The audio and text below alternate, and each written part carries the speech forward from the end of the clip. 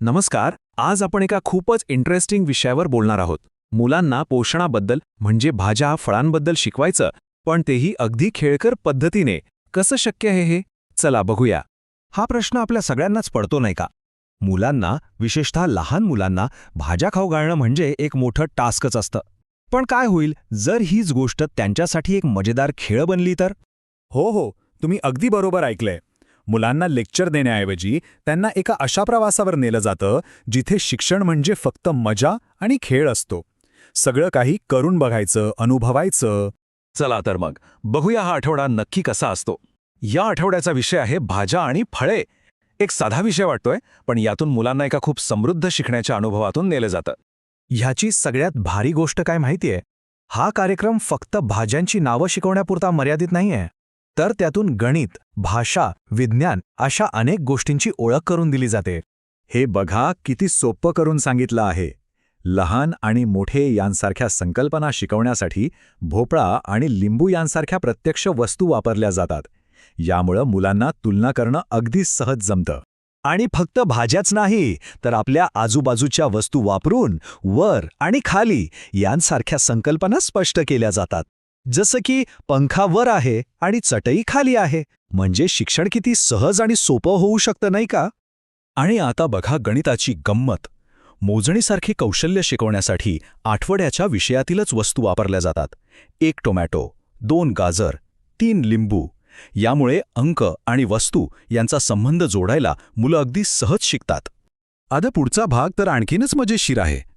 याच भाज्या फळांचा विषय वापरून मुलांची भाषा कशी विकसित होते आणि त्यांची ज्ञानेंद्रिये कशी जागरूक होतात ते पाहूया. ऐका तर, किती मस्त कोडं आहे. अशा कोड्यांमधून मुलांना वस्तूंचं वर्णन करायला शिकवलं जातं. त्यांची निरीक्षण शक्ती आणि शब्दसंपत्ती दोन्ही वाढतात. आणि उत्तर आहे कलिंगड. पाहिलंत, या खेळातून शिकण्याची प्रक्रिया किती आनंददायी होते.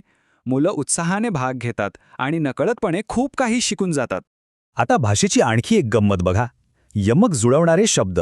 बटाटा रताळा, कांदा वांदा.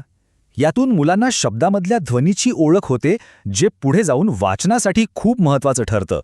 आणि हो, हे सगळं काही वर्गात बसून होत नाहीये. मुलांना चक्क भाजी बाजारात नेलं जातं.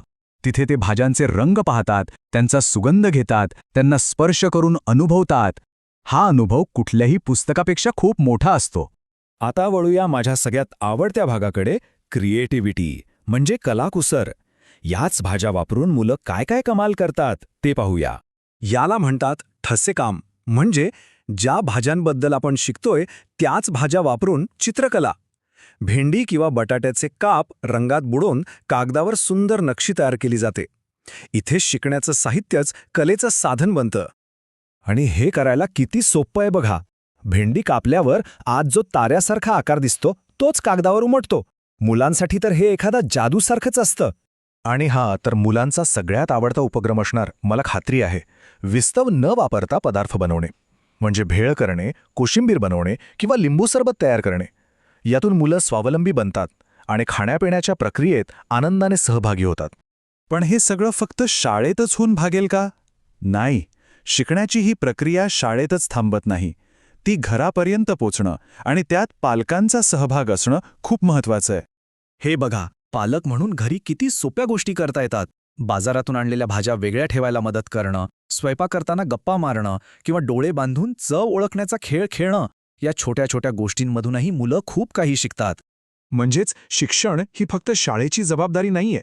ती एक पार्टनरशिप आहे, शाळा आणि घर यांच्यातली. जेव्हा हे दोघेही एकत्र येतात तेव्हा मुलांचा विकास खऱ्या अर्थाने होतो.